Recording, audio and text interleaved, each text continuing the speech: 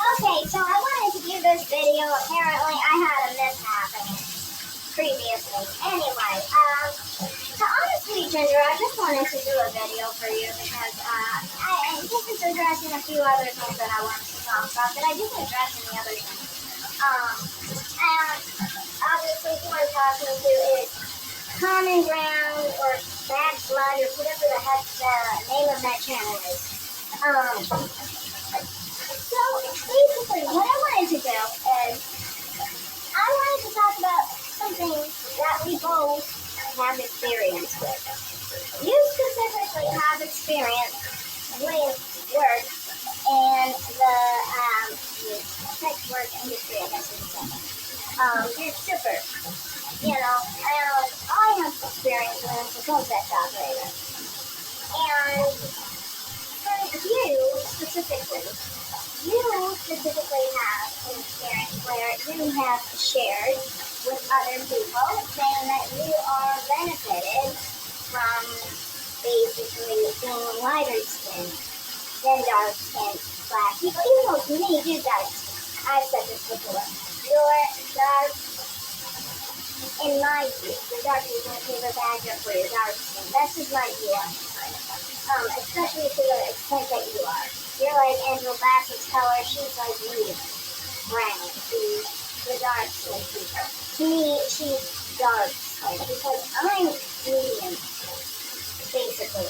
My mother is the same color as Angela Bassett. So, to me, my mother is totally she's dark skin. I understand Chrissy doesn't understand that, but it's whatever. Anyway, getting that out of the way, you said that you benefit from being lighter than dark-skinned black women, right? Because you're brown-skinned women. And to me, personally, I've always thought that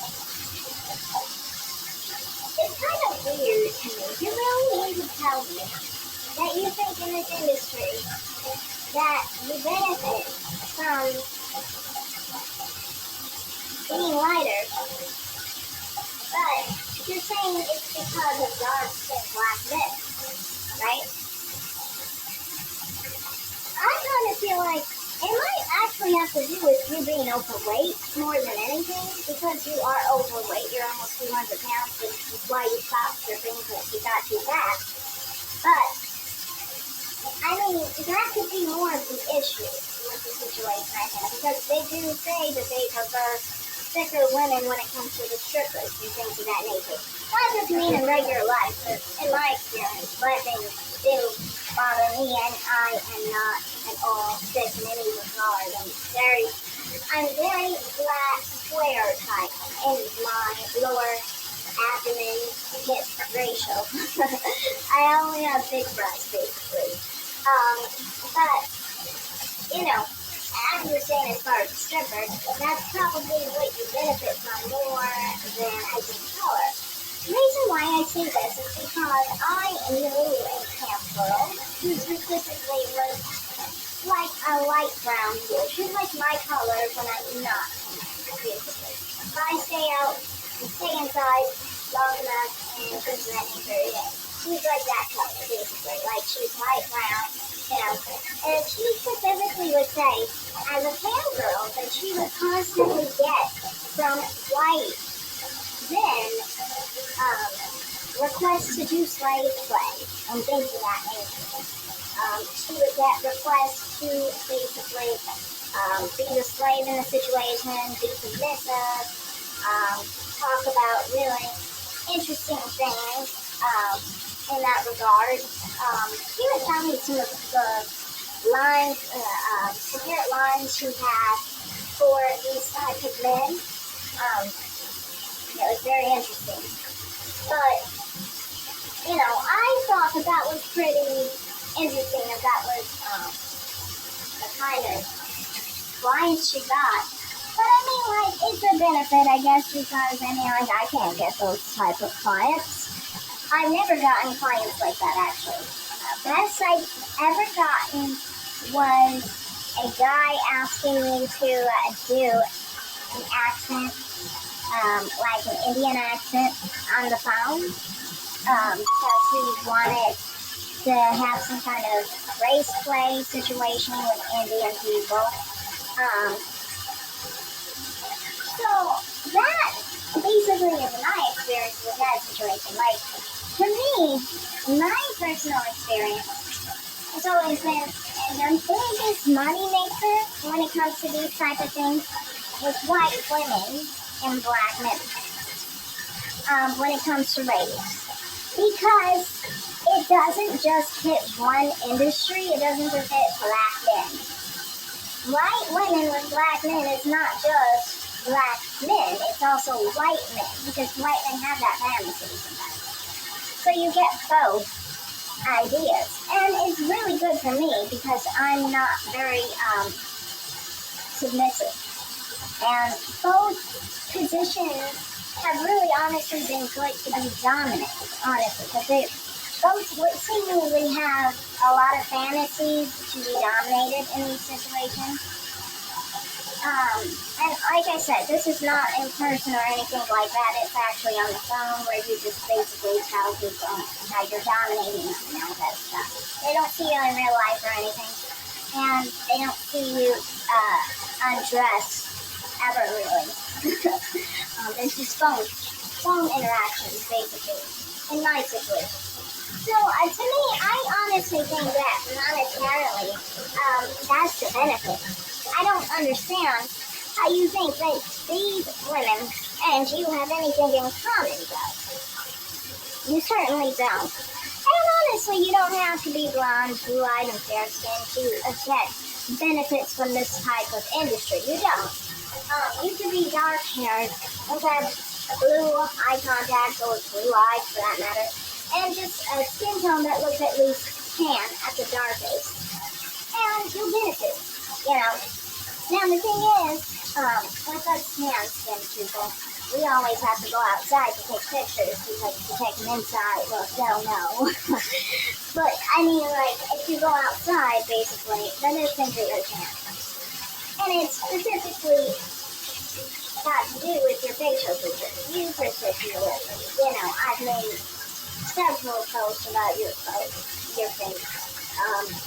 not being anything similar. Your nose is way too wide, your eyes are way too far apart. You know, you don't have anything in common with these types of women. So, like my thing is saying that I don't think you're benefiting when it comes to a color situation, because when we talk about other races, they're going to ask you the same type of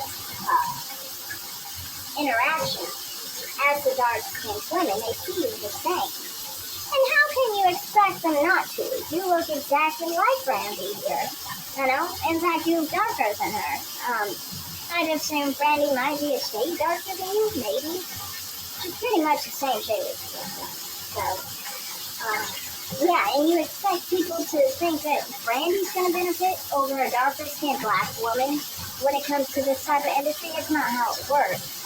This is why when you look at different sectors, when it comes to the sex industry, sex work, and things of that nature, the ebony section has plenty of people much lighter than you, and they're still in that section.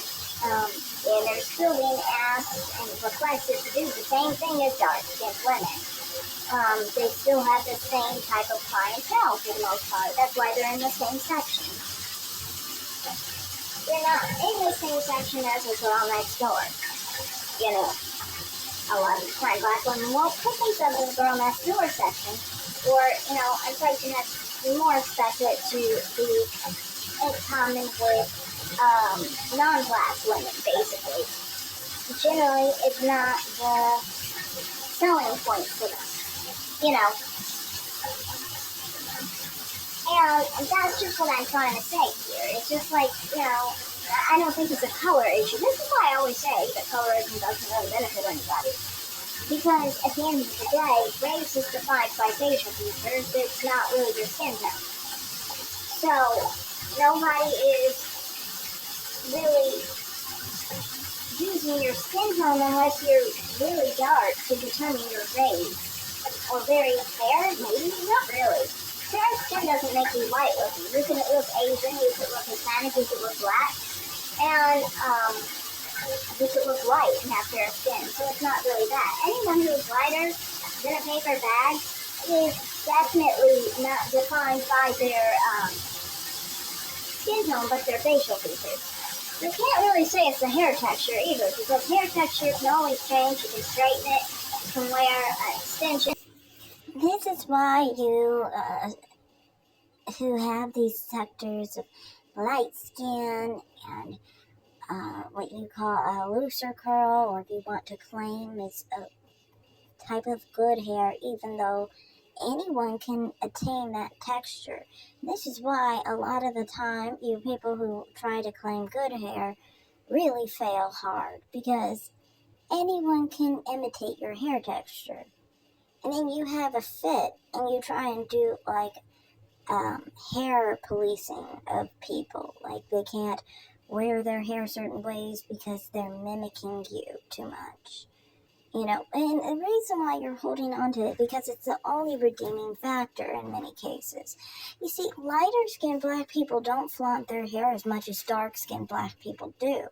Dark-skinned black people will always flaunt their hair more, especially if it's a looser curl, if it's longer, anything, basically, because they need something to redeem their dark skin, basically. This is how they view it. They feel like their dark skin is their downfall, and they feel like their hair is the thing that keeps them relevant, basically. So they try to demean and attack every other person's hair to make up for the fact that they're dark-skinned, you know. That's just something I wanted to point out there. But it's not just that. Like I said, the light-skinned channels in general, you guys base everything off of a dang skin tone, yet no race is based off of skin tone. Even the Caucasian race itself ranges in skin tone. And the black race definitely ranges in skin tone. The Asian race ranges in skin tone. The Aborigine race, the Australoid race, ranges in skin tone. You know, and the thing is about you, Anna, is you're so ignorant to race. In fact, I remember watching a video of yours, and you specifically thought anywhere in Africa was black. Because you don't actually specifically know what the black race is. So you assumed anything in Africa was black. You probably assume only white people come from Europe. That's the limited-minded individual, you see. And that's why you don't understand that people come in different colors, regardless of their race. If you look at the black race, you have the Igbo people, who are very light-skinned. You know, much lighter than you'll ever be, honestly. And it makes you jealous, I know, because I talked about the Igbo people before, and you guys try to claim that they're mixed, but you compare them to other sub-Saharan African people. They are 100% sub-Saharan African, just like Yoruba, who are dark-skinned, usually. So it lets you know that they are definitely black. Yet, you seem to be so stuck on skin tone, you don't even want to address the black people who are light-skinned with black features, while they're Indian people who actually belong in the Caucasian subset, Caucasoid subset, who are much darker than them. This lets you know that the people in any race can be darker than anyone and lighter than anyone. Skin tone has nothing to do with race. Race was initially defined by your facial features. You don't want to address that because there is no facial feature you had that is non-black. And this is why you were rejected by specifically certain platforms that were catered to more mixed people, because even on their standard, you don't have any mixed features. You know, so that's why they rejected you. And to me personally, I kind of just see it like,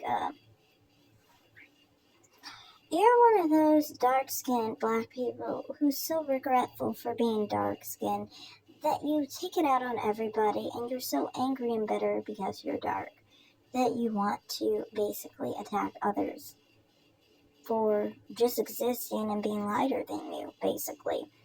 But that's not the point of this. I just wanted to address the whole part of the racial part, because, the importance of light skin, the importance of hair texture, are things that have nothing to do with race, really.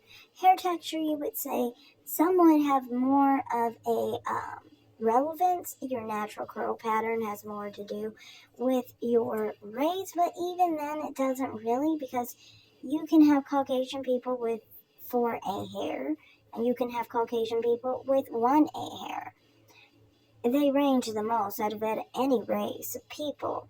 So that tells you that hair texture doesn't define race specifically. For certain races, it is more of a expected hair texture. Black people are expected to have 4 hair. Specifically, people like to say 4C and 4B are black African, sub-Saharan African hair types. 4A is kind of like the offset of it.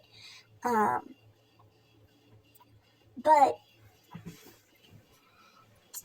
basically, to me, overall, you can change your hair texture, and people policing how someone's hair texture is, hair length is, and so forth just looks desperate, because what their real problem is that they think that they want to create a continued hierarchy of their hair texture over others. So it triggers them when someone changes their hair texture in one fashion or another. And to me, from my perspective, it's just a hair texture. You know what I mean? You can straighten your hair, you can make your hair curly, you can make it really tight. There is no one who owns any specific hair texture of any sort. People who act like that are just insecure individuals. And because it's transitional and it changes depending on how you want your hair to be, you can't really say that that's going to define you racially, because you can easily change your hair texture. So that's why it's silly when you guys go with skin tone or hair texture, because it's in the real world, people are not trying to feel through your hair to decide how they're going to treat you. They're not going to try and put water on your hair to figure out how they're going to treat you. They're not going to deprive you of a relaxer for the rest of your year, I guess, or for 2 years or something, and try to see your exact curl pattern. No one is doing that, So you can't say that hair texture really has much of an influence, And like I said, skin tone doesn't really have an influence when there's so many other races that have dark skin too. You have Asian people with specifically dark skin. You have white people, Caucasian people, that is, with dark skin, like South Asians, Indians, some East Africans, Saharan people, and so forth. Many people in those areas have very dark skin, and they are of the Caucasoid branch, racial branch, basically. They're not a part of any other population. So back to what I was saying. I generally think that, the main thing that defines you is more your facial structure. Yes, skin tone matters in the sense of being very dark, people associate that with black. But most people aren't very dark, and they're not very light. Most people fall in the continuum. And anyway, a major thing that defines black people is their facial features. You can have Indian people who actually belong to, originally, they were placed with the Caucasian race, who can be as dark as African people, sub-Saharan African people. So that's why I'm it's really your facial features that matter. This is why you both will go in the same category. When we're talking about the specific fields of camming or phone sex and so forth, you go into ebony. No matter how light you are, you go into ebony. But those other people would go more like not into that category if they're like Indian or something, even if they're dark. This tells you that your theory that the skin tone defines you, it doesn't. You know, saying that you benefit over others for skin tone. You think that Brandy really benefits over darker skinned women off of a skin tone. And people outside of her race and light-skinned black people don't even recognize that Brandy is a different color than Lupita. We don't. You know, I'm not even light-skinned, and I hardly could tell the difference. Honestly, I can't. Really. Unless I'm looking at them next to each other, I don't pay attention. This is why I thought my mother was the same as most dark-skinned people, but then I realized there's a difference. You know, dark-skinned people have to point the difference out, though. You have to understand, like, you're not going to benefit when people don't see a difference between you and another dark-skinned person. So that's a bit of all of what I'm trying to say here is that when you guys try and claim colorism and try and claim that you benefit from being a lighter skin tone than someone, you have to back it up with actually truth.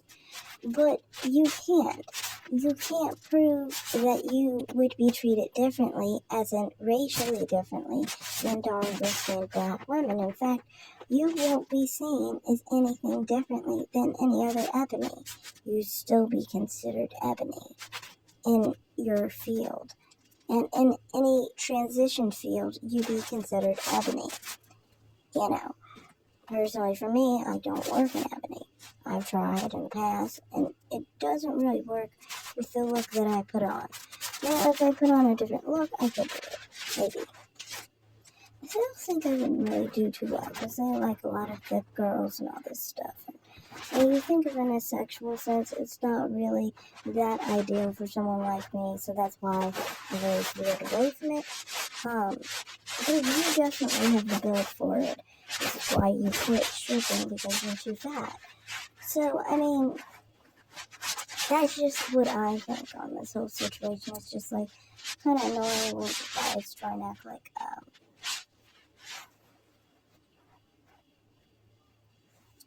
you act like, you know, people are too, are colorist, basically, that they are going to benefit you. Then in reality, it's like they still see you as a black person. You still try and talk about basically degrading yourself in those situations. If you were in that spectrum, you'd still have to try and talk about degrading yourself as a black woman.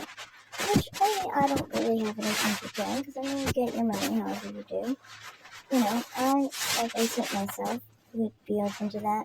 But, I mean, like, I've never had to do that, because I basically choose a different look. You know, that look is not available to you. You can't attain that look, you know, because of your facial features, which I've addressed in the past.